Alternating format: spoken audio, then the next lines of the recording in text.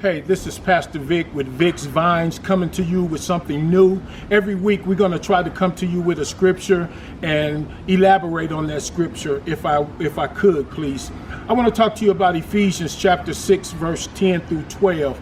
And it talks about us, standing firm and putting on the full armor of God, and that we wrestle not against flesh and blood. I think that's the issue with us today as a country, as a people.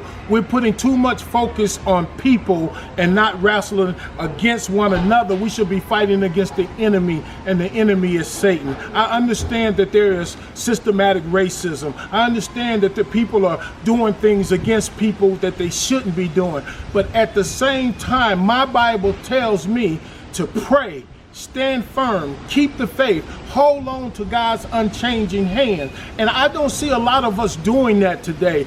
Every time I talk to somebody, they're frustrated and mad, and rightly so. But you could be frustrated and mad, but the Bible says, sin not. You could be angry, but sin not. The Bible also tells us to pray for our enemy. Pray for those who persecute you. Pray for those who curse you. So if we're going to be the men and women of God, let's do it God's way.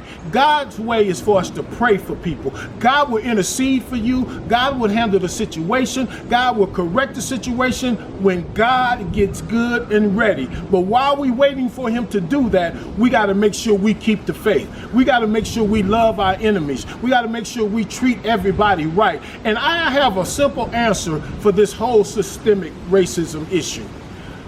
My Caucasian brothers and sisters, just treat my children like you'll treat yours.